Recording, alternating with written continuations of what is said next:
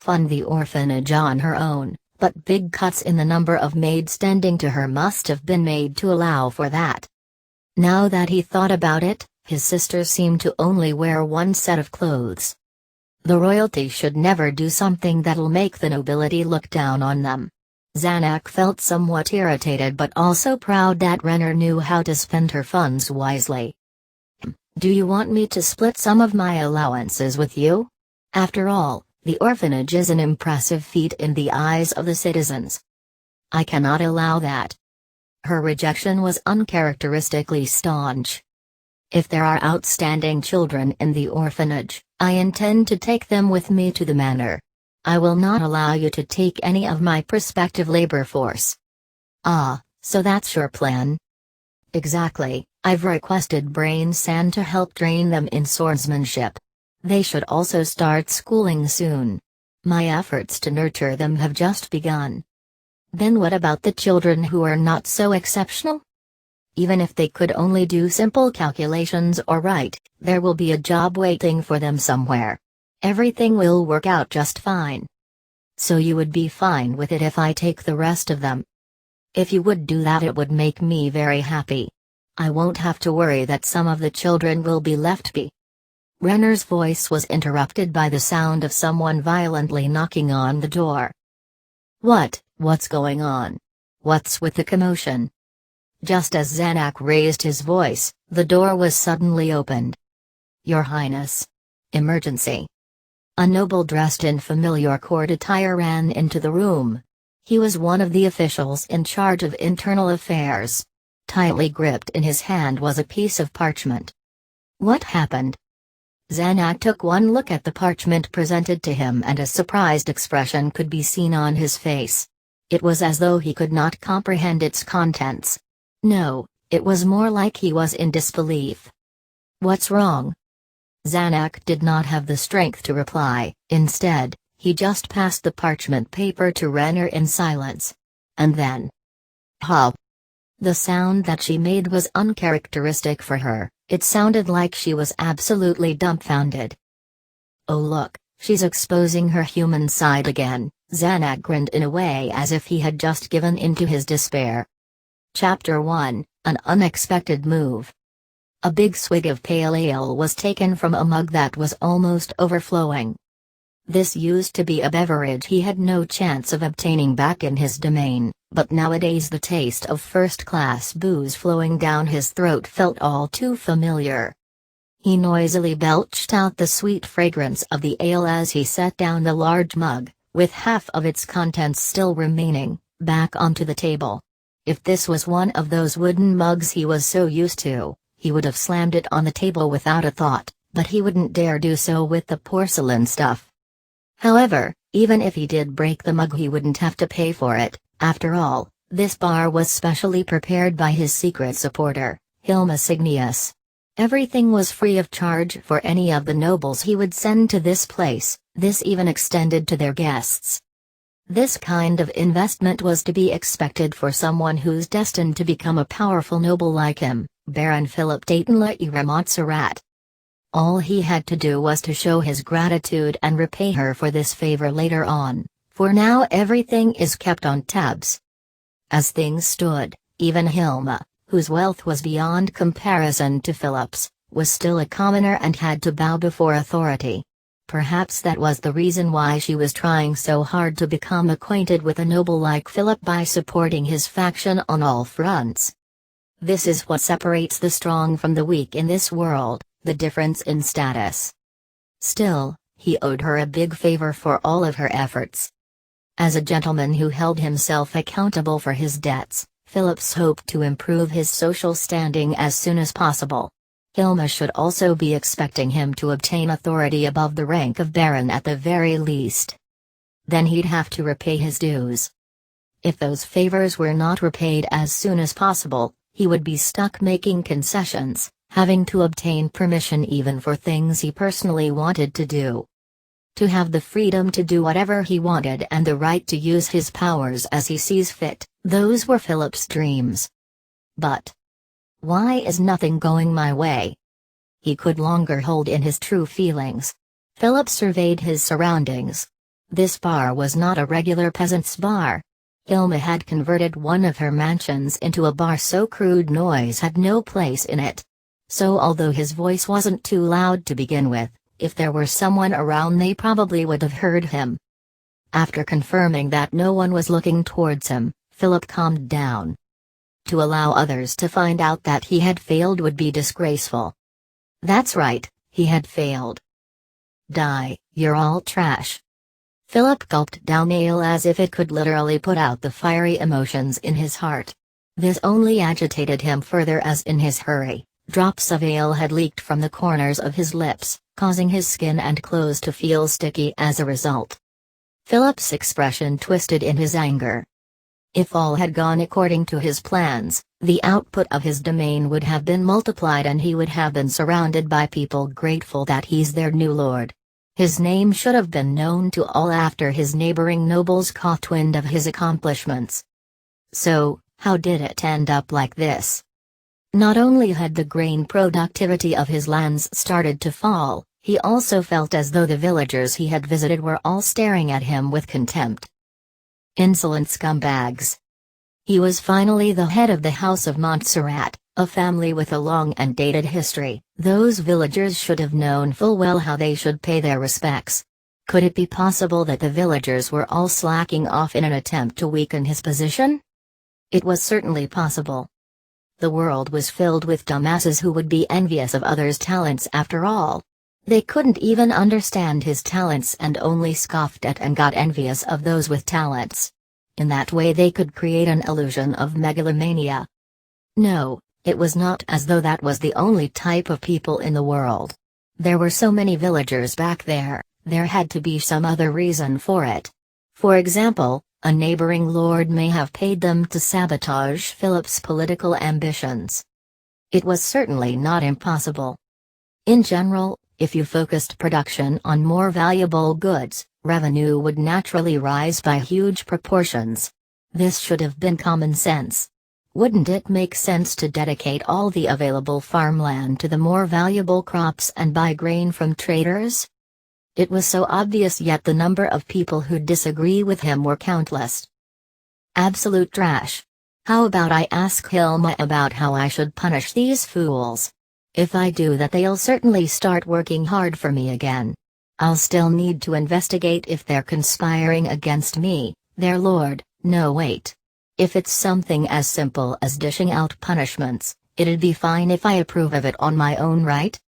In theory, it'd be the same as whipping cows and horses to get them to obey you. Yeah, there's no need to tell Hilma about this at all. If I end up owing her another favor from this. Hilma's been good to me for quite a while, it's about time that I repay her generosity. To a soon-to-be great noble, debt owed to a commoner like Hilma could be bilked. It was an easily exploitable situation. But alas, doing so would make him no different than a common thief. As a noble of nobles, such an act was utterly despicable, so it's best to pay her back as much as possible soon. It would be a big problem if he let Hilma have something to threaten him on due to his generosity. If that ever happens, Hilma could always have things her way and shut Philip up. The question is, what would be the best form of repayment in this case? If he's going by their previous agreement, he would have to repay her in gold collected from the increased revenue of his land, but that's obviously not possible. Nay, it would be difficult to do so at the moment. So what was something that he could do that will both demonstrate his brilliance and also leverage the newly formed faction's power to benefit Hilma? I say that, but I still don't have total control over this faction yet. As a member of the faction, Philip had had the opportunity to connect with all kinds of people. Though the number of members supporting the idea that Philip should be the faction's leader was steadily rising, he hadn't gained the support from the entire aristocracy. Hilma had aided him in that pursuit, but considering his age, social standing, etc., there were still some major hurdles he had to overcome. If Philip was to be in their position, he would be inclined to agree with their decisions too. The same speech by a senior earl and a junior baron would not be convincing to the same degree. But doesn't that sound like they'll just be conforming to the traditions of the more established factions? Philip thought. Being members of a new faction, they could not act like some aging organization but rather introduce radical changes into the system. As a man with the courage to experiment and innovate, Philip was the perfect fit for the role of leader in this faction. All the other guys are just so inflexible. Blinded by his feelings of irritation, Philip did not notice his mug had somehow become empty. Oi? More booze. Yes, my lord. Some maid that looked like she's employed at the establishment was just passing by, so he barked his orders at her. After taking a deep bow, she walked away in an odd manner, as if striking a pose, and Philip was unable to take his eyes off of her. Was it because her uniform was too thin? One could make out the shape of her buttocks. Oof. An attractive derriere is obviously a desirable quality to flaunt with, but this maid had demonstrated a clear understanding of what constitutes an acceptable interaction between a superior and their inferior through her work ethic. This pleased Philip a lot. Philip had already borrowed 2 maids from Hilma who were not so dissimilar to the one he's staring at. These ladies would do anything you ask of them, you could even stiff their salaries. Every one of Philip's household matters had been handled by them. Hilma also recommended people like butlers and exclusive merchants. Though Philip wanted to fire those who had been under his family's employ for a long time and just keep his subordinates at hand, his father's fervent rejection of that proposal made him give up. Well, if he was the one paying for those servants, then he would have definitely fired them to save expenses. As Philip vaguely thought about these matters, someone spoke to him suddenly. "Oh hey, Baron Montserrat. What's going on? You seem troubled."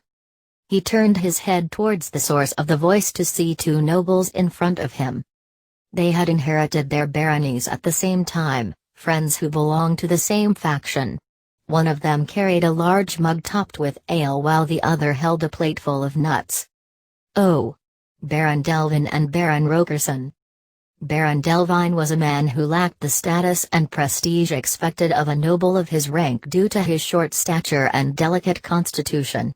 The only aspect of him that matched with his status would be his raiments, so if he was to wear common clothes, no one would be able to tell that he was one with the aristocracy.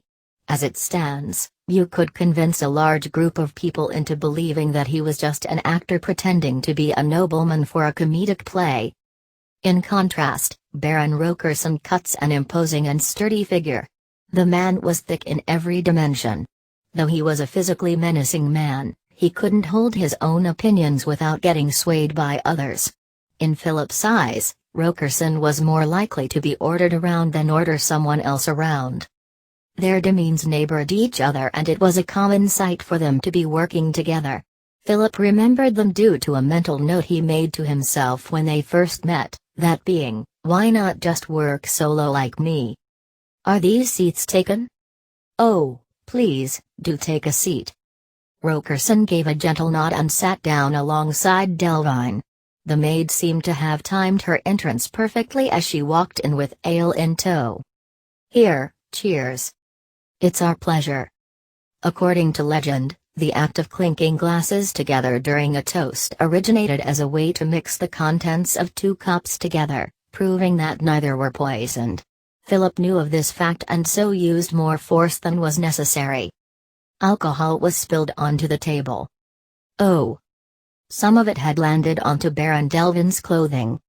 It would be rude to say that his clothes had finally matched his appearance, but his garments, while noble-looking, were not fresh and clean. No, it would be more accurate to say that it was reminiscent of a more traditional style, something that Philip would wear in the past, like a hand-me-down from his elders. Philip felt pity. What he currently wore was top-tier fabrics he had instructed Hilma to prepare for him. In other words, those 2 were not valuable enough to warrant such a level of investment from Hilma. Philip contemplated the tragedy of the apparent difference in their future prospects compared to him as he asked, "So were the 2 of you here for drinks too?" That's right, that's right. We were just here for drinks and were pleasantly surprised to find that Baron Munstrat was here too, so we came over to pay our respects. Right? It's just as you say, Baron Rogerson. No, what's this nonsense about paying respects? Aren't we equals? Comrades who are supporting each other? Oh. I never knew that someone as great as Baron Montserrat viewed people like us as equals. That does bring joy to our hearts. Right? It's just as you say. Now, if you will, please try some of these. The man on the opposite end hastily presented the hors d'oeuvres. Thank you very much, Baron Rogerson. Oh my. We're no strangers, Baron Montserrat. Feel free to call me Wayne and him Igor. Understandable. Then I'd request that both of you refer to me as Philip. The three shared in a hearty laugh as they downed their pale ales. But anyways, Philip Sama, what has been bothering you? You seem quite troubled just then. Just then? At this point the alcohol had slightly, yes, only ever so slightly dulled his mind. His anger flared back up. Those useless idiots keep giving me headaches. Oh, I'm talking about the pariahs living on my land. So that's why, I completely understand. It's completely understandable for someone as sagacious as Philip Kaka to be angry over those who could never hope to grasp your thoughts. Common people like us aren't on the same level as you, right? Exactly, it's completely understandable for someone as smart as Philip Kaka to be angry over such matters. Philip was touched by their agreeing with him. They were nobles like him, so was it natural that they could understand his troubles? They too must also be perturbed by their own subjects' stupidity. The two of you get what I'm going through? We do. Though I'm not as outstanding as Philip Kaka, I've also had my fair share of experience with the issues you're faced with. Exactly, looks like we're out of ale, oi? What are you doing not pouring ale for Philip Kaka? The maid that was summoned immediately brought over some ale straight to Philip. He raised his mug, now filled to the brim with ale. Here, let us toast each other once more. The mugs were smacked together.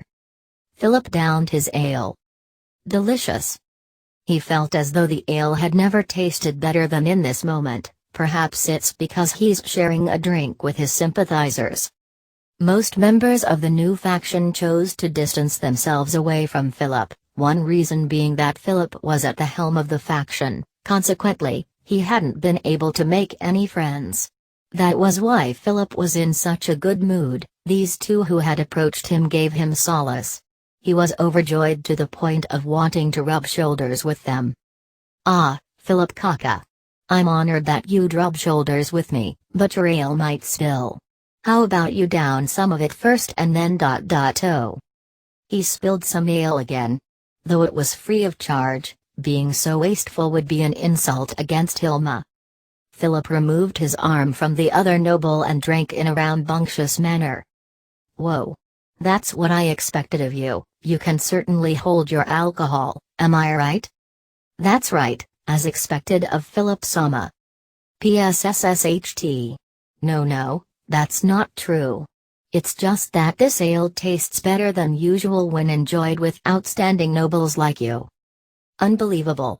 Absolutely unbelievable. Kaka would speak such words that fill my heart with joy. As the two of us have a lower tolerance for alcohol, we can't help but be in awe of your capacity. Eh? The two of you can't drink much?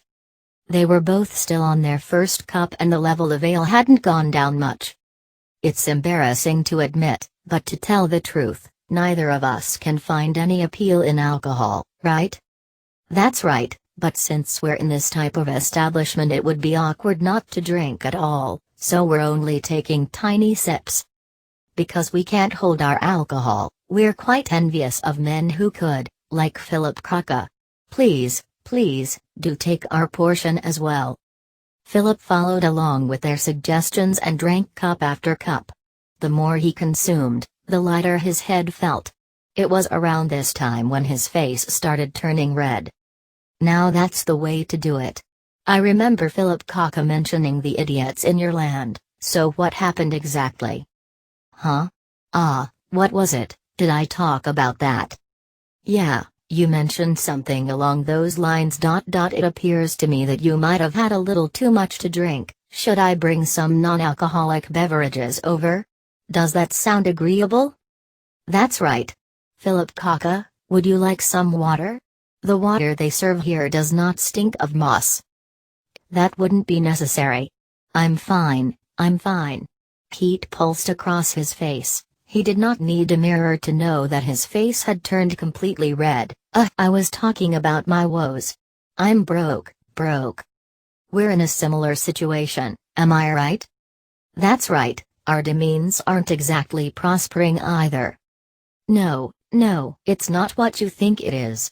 If those worthless pariahs had done what I ordered them to, there should have been large sums of gold flooding into my pockets. But they don't work hard enough and won't listen. It's all of their fault.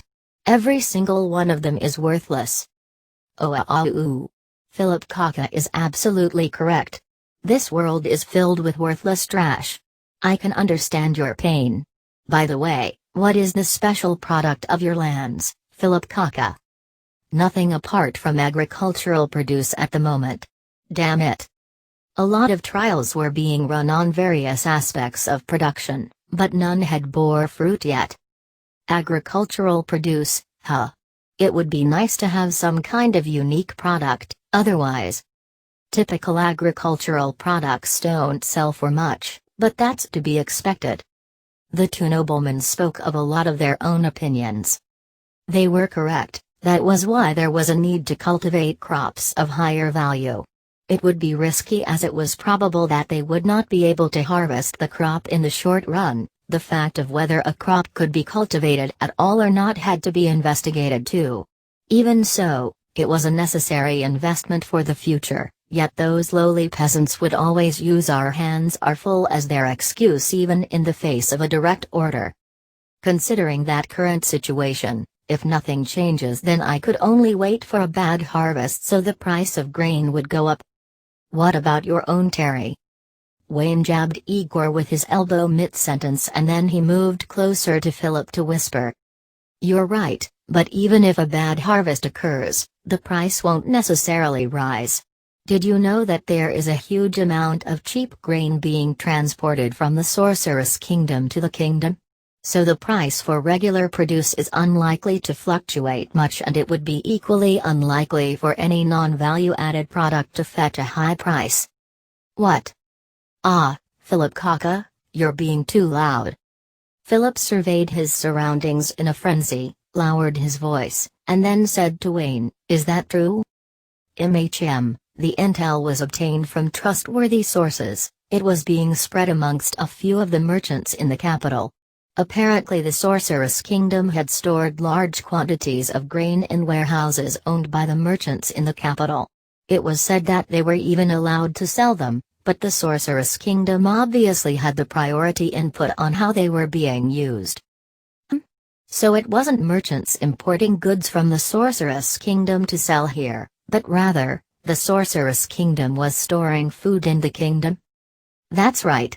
I don't know much about the exact details other than the fact that it's there for storage only and the Sorceress Kingdom had already paid for the storage fee.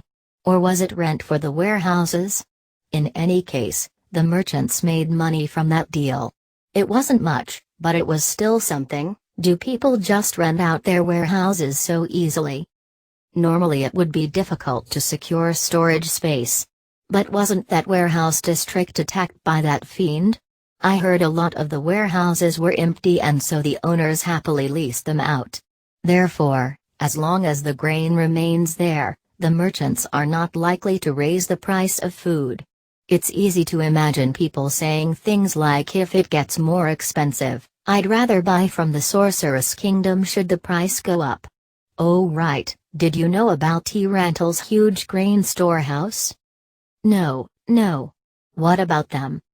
Within this huge warehouse enchanted with the spell, preserve, there are places where food will never rot, courtesy of a magical item. Until recently, Military rations for over 100,000 soldiers were painstakingly collected from neighboring lands in preparation for a war with the Empire annually. Food collection takes time, so it could rot during the process, not to mention that obtaining food was harder during some time periods. That huge storehouse was built to counter these problems. Apparently that the magical item wasn't something that could be transported elsewhere, so it was formally gifted to the Sorceress Kingdom. That means the Sorceress Kingdom's surplus grain could be stored there for years. Even if the food could last for many years, the Sorceress Kingdom is a country with a single city, Erantal. How's it possible for them to produce that much food? Even if the rumor spreads throughout the kingdom, grain prices should only drop by a tiny bit at most, considering the kingdom's large population. Oh, about that. According to some credible rumors, the Sorceress Kingdom is using undead creatures to work large swathes of farmland. As a result, they saw a tremendous boost in their grain productivity. That way even such a small territory could match the entire kingdom's output.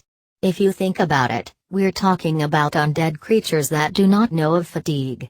But, well, if you think of that food being made by the undead, it's hard not to feel disgusted by it. What? That's just cheating. Philip couldn't help but yell. The Sorcerer King could easily accomplish what he couldn't get his subjects to do, no matter how hard he tried. All the pain that he had to suffer through, the Sorcerer King deserved as well. Or, perhaps he should also be using the undead for farming? That being said, it's not like there's nothing suspicious about it. After all, even if the undead worked tirelessly around the clock, for them to match the entire kingdom's output is. Still, their agricultural output is quite high, there's no doubt about it. Right now, the Sorceress Kingdom is sending food aid to the Holy Kingdom. Food aid? Joldabeth, the archfiend who had brought chaos to our royal capital, appeared in the Holy Kingdom. It seems like his rampage had caused some food scarcity issues, and the Sorceress Kingdom responded by sending the food bought from the kingdom merchants as aid. A caravan with carriages full of grain passed through my territory the other day, so it has to be true. How much can remain in the merchants' warehouses if the food was used as aid to the Holy Kingdom? That's true. Still, it's a necessity to stockpile food in order to prepare for bad harvests. Plus, I don't think the Sorceress Kingdom used up all the grain they had bought as aid. That made sense. If Philip were the Sorcerer King, he would have also used the surplus food, which had been sitting in storage for quite a long time, as aid. Exactly. Well, bad harvests don't happen that easily, right? That's why it's risky to wait for the climate to influence the situation. A better solution is required. For example, if the Sorceress Kingdom's grain supply suddenly disappeared, then the food produced in Philip Kaka's domain should sell for a high price. That being said, you can't just do things like instigating a war with the sole objective of forcing the enemy to burn through their grain supply. It was at this moment when an idea was formed spontaneously in Philip's head. If the fact that grain does not sell for much even during bad harvests depended on the continued existence of the Sorceress Kingdom's grain supply, what would happen if that were to disappear? There was only one answer. Grain prices would go up. Next question, how could one make the Sorceress Kingdom's stockpile of grain suddenly disappear? The hint was in Wayne's words. The Sorceress Kingdom's grain production must fall. But, this was not an easy task. After all, Philip couldn't just sneak into the Sorceress Kingdom and burn all their fields, right? What about stealing the grain? The moment Philip thought of this solution, he felt as though a lightning bolt had just struck his body. To take a foreign country's property by force was, by common sense, an extremely dangerous action. Even without taking the consequences into account, Philip simply did not have the military strength to take on an entire country at this current moment. But, the kingdom should see the Sorceress Kingdom as its enemy. After all, a significant portion of its own citizens was killed in the war. It would be strange to not view them as enemies. If that's the case, wouldn't it be a brilliant move to steal from an enemy? That way, Philip would be able to earn the support of the kingdom's ruling class, and perhaps there was even a chance he would be promoted to a higher position in light of his contributions. Not bad. Isn't this a great idea? As the cherry on top, he could also sell the grain that was taken from the sorceress kingdom. This is like killing 3 birds with 1 stone. A plan that was so perfect it could not be improved upon. But, how will I rob them of the grain? Should I discuss it with Hilma and hire mercenaries? No, that's no good. Mercenaries don't have a sense of honor. Only idiots would leave a trail behind that could be traced back to them and be used as blackmail material. Following that logic, only his own soldiers could work. He'd call them soldiers, but in actuality, they would just be a few armed villagers. He had considered forming a corps with trained soldiers instead of villagers who could only do farm work. Paying said soldiers with the grain that they would seize would be an excellent option. But still, marching straight into the Sorceress Kingdom's territories would still be dangerous. Philip's domain was some distance away from the Sorceress Kingdom, so the cost of a marching army wasn't something that he could just shrug off. No, wait, didn't he talk about some of the Sorceress Kingdom's caravans passing through his lands? What if I attack those? Was Philip alone enough to take on such large caravans? There was a limit to the number of villagers he could mobilize, but an overwhelming numerical superiority, enough to make the enemy surrender without any resistance, was absolutely necessary. Are you two free to chat? I have a thing that I want to discuss with you all. We are. What's this thing? It's something good. Philip moved towards the pair and proudly began to explain his impeccable plan. What the hell, he should have said sorry at the very least. Wayne scoffed after saying goodbye to Philip. The garment that was now stained with beer used to be his father's and was quite old in both texture and design, making it quite a rare item. He had originally planned to show up to formal social gatherings with that garment, but now he would have to make preparations all over again. At the end of the day, the aristocracy was nothing more than a bunch of creatures whose eyes could not see past one's appearances. Clothing was naturally a part of the game, so what had just happened was absolutely unacceptable. But the truth was that Wayne was at the bottom of the upper-class society, so what good could have come from having some nice clothes? On the contrary, this shabby garment could signify the owner's weakness, and was therefore very useful for someone who wishes to be under the protection of their superiors.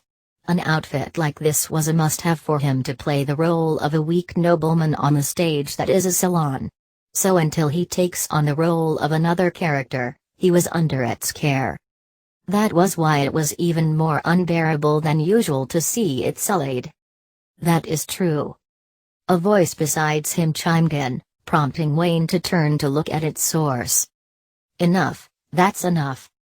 His voice turned somber along with the atmosphere surrounding him. Had Philip stood witness to this change, he would have been shocked speechless. Wayne was never the extroverted type, he just plain disliked conversing with other people.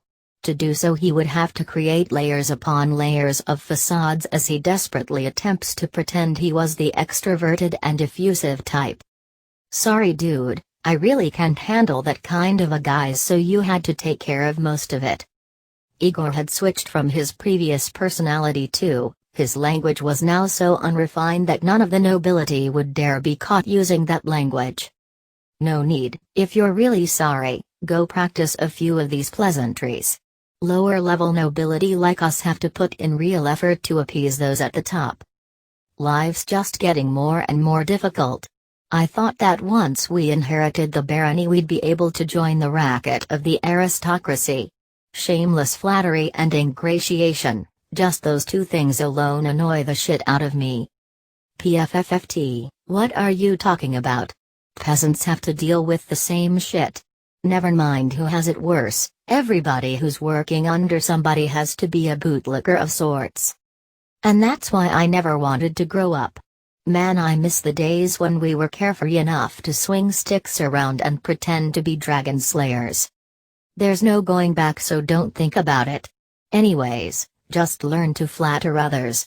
That brainlet seems to be a good candidate to practice on, right? Even if we fuck it up, our losses would be small. To noblemen of the higher echelon, or those with more experience in life, basically those who had seen it all, nothing could satisfy them unless it was made to perfection. That was why they had to gain experience every time they had a chance. For real? Well, the next time we meet him I'll try extra hard to put on a face. Yeah, that'll do, that'll do. No one dislikes pleasantries. If someone you're talking to is annoyed at you, it just means that your ability to hold a conversation isn't there yet. Igor, I know this is hard. I'll make up for your flaws and you can make up for mine. That was our deal, but you can't just stop trying to overcome your own weaknesses because of that. It's not like we'll be with each other forever. Though Wayne might be more intelligent than the average person, he was completely outmatched in terms of athleticism. Igor was the complete opposite. If they were of the same type, perhaps they would have been competitors instead. It was for this reason they were grateful for the fact that neither of them thought of each other that way.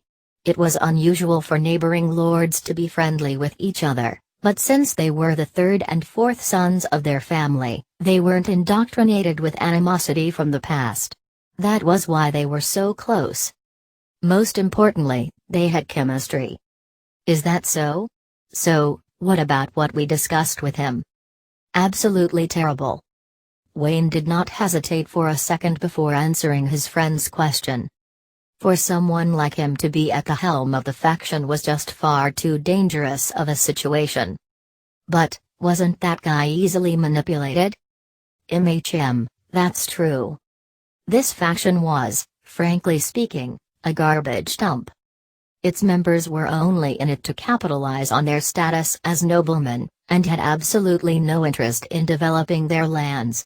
Like a child with an iron sword, they abused their windfall authority. They had accomplished nothing whatsoever, yet were overconfident enough to believe they were omnipotent. These people were beyond saving. Even someone like Wayne could understand that he was just a completely ordinary nobleman, yet they couldn't. The faction was full of that kind of people. It was safe to say that because of this, the faction had a huge problem.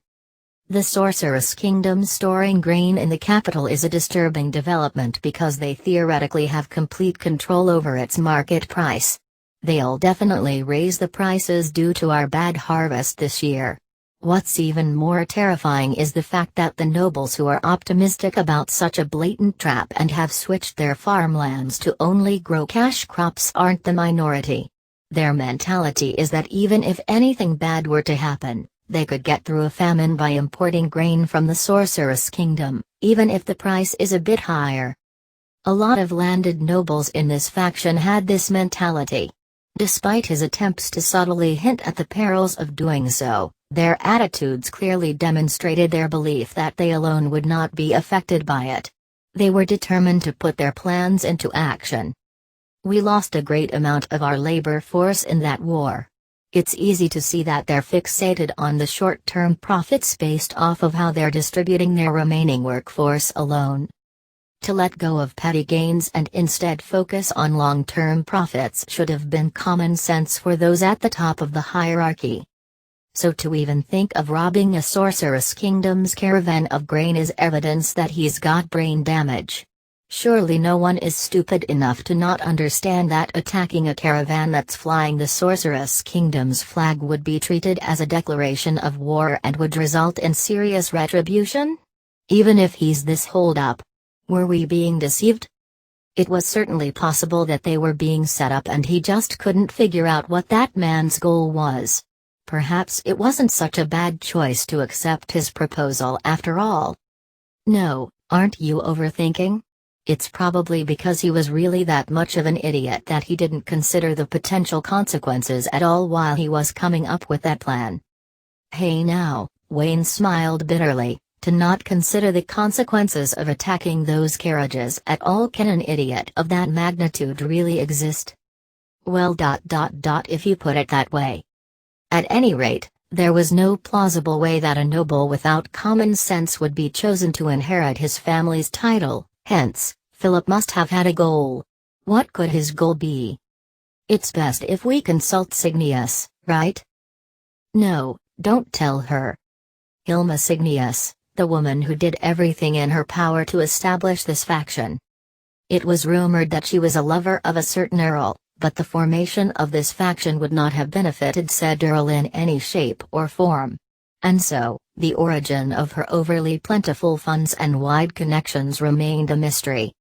It was probably an organization, not an individual, that was behind the woman. By the simple process of elimination, one could easily arrive at which organization would have had such capabilities. The Eight Fingers. The crime syndicate controlling the kingdom's underground society. In that case, Hilma was probably someone who could be readily discarded, like a mannequin. No, Wayne's intuition told him. His few conversations with her told him that she was definitely not some simple sacrificial pawn. In fact, it was more than likely that she was one of the higher-ups of the organization. To have someone like her embedded in the faction was worrying to say the least. Although some nobles had the power to covertly form pacts with the crime syndicate, Wayne did not want to get entangled with such illegal organizations himself. It was precisely because they didn't think too highly of themselves that they would want to take advantage of her whilst maintaining a smooth operation. Why?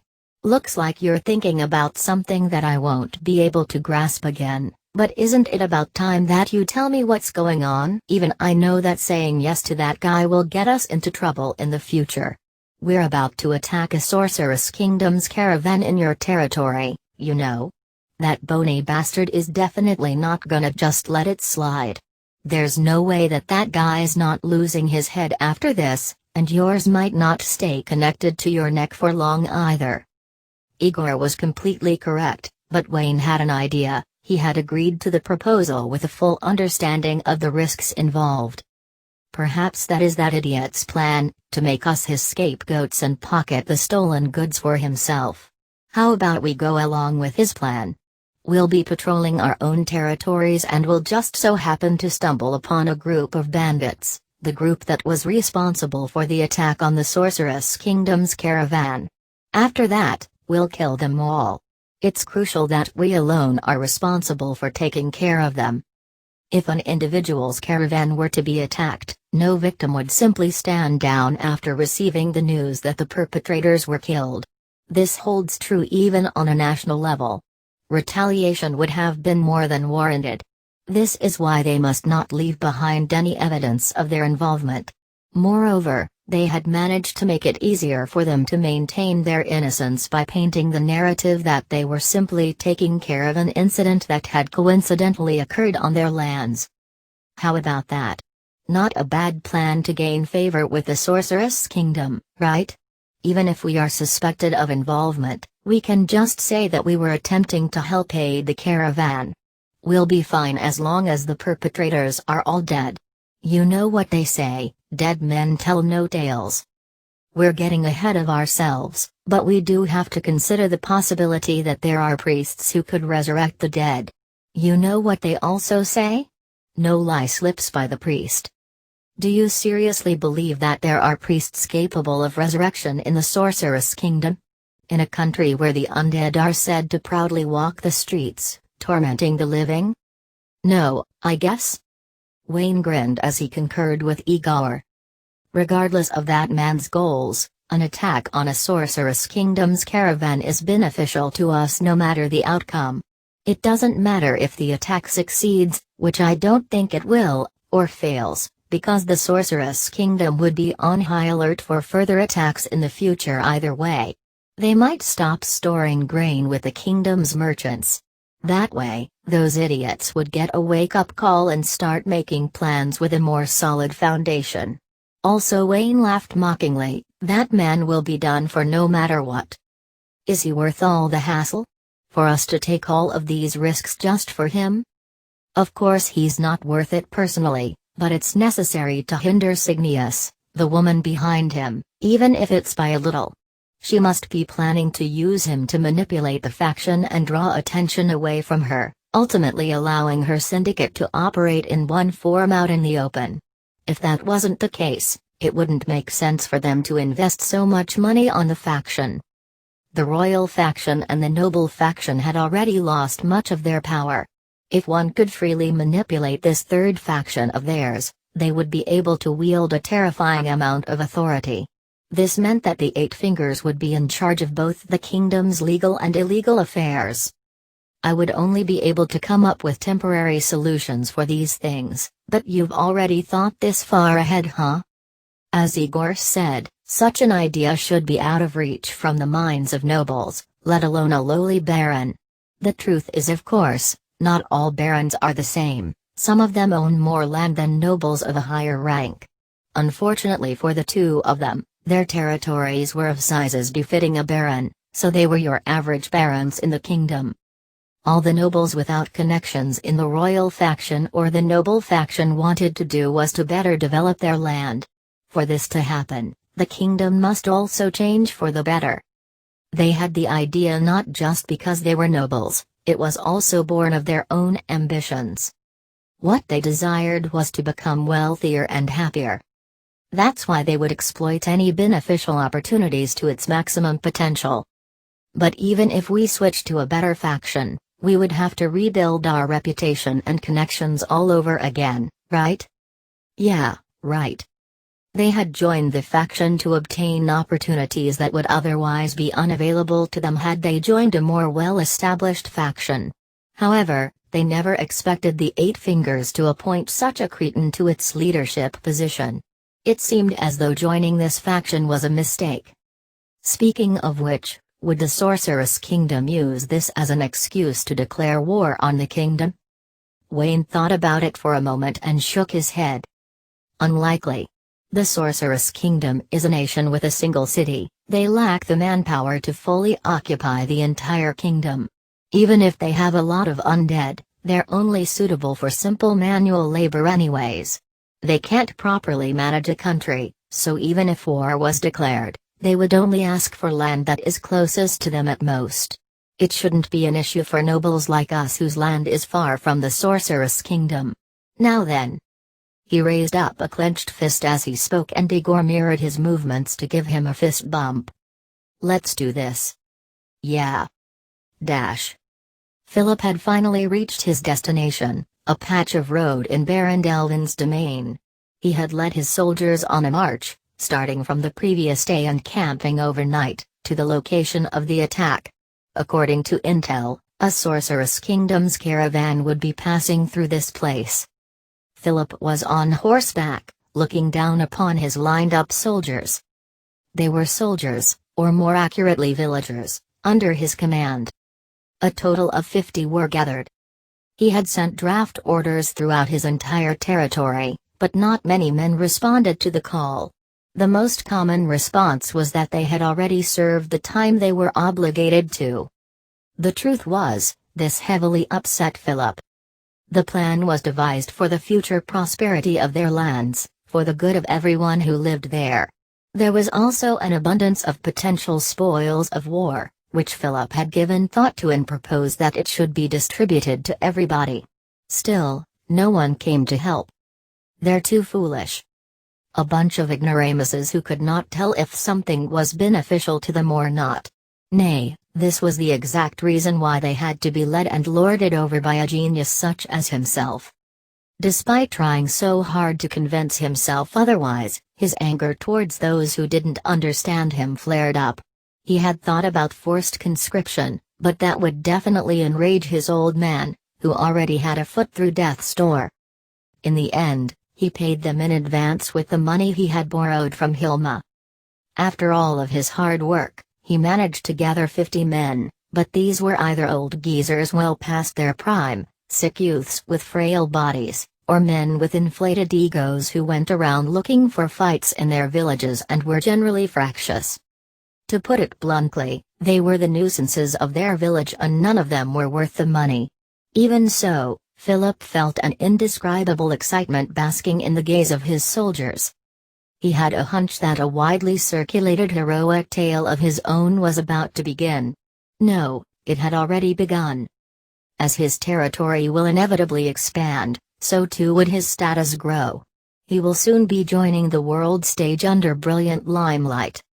He was about to deliver the first blow to the Sorceress Kingdom, a feat no one else could accomplish. As a ploy to contain the Sorceress Kingdom, this would surely allow Philip to receive high praise from the royal family and a rank that's befitting this achievement. Perhaps he could even marry that beautiful princess. So, my lord, can we actually attack them? Philip, who had been basking in his dream, was dragged back to reality as if a bucket of cold water had just been dumped over him. He returned to his senses and looked at the soldier who had asked the question. The soldier was an ordinary man, around 30 years old. He wore disheveled clothes and, for some reason, was holding a wooden shovel. Even a club would have been better than a shovel, otherwise even some of the sticks lying around here would have worked as well. Philip wanted to say something about that, but the shovel was probably the result of his order to have them bring their own weapons. Frankly, seeing that a few of the villagers were without even sticks gave Philip a bit of a headache. Apart from them, however, the group as a whole appeared as though they were some destitute bandits. Perhaps it could even fool their opponents into believing so. The soldiers around them apparently agreed with the man's doubts, as everyone within sight turned their heads towards him as if to say, "Yeah, I was thinking about the same thing. It'll be fine, this is a move to save the kingdom." My lord, we don't really get the whole kingdom thing, it's too complicated for us. We won't get tied up and have our heads chopped off.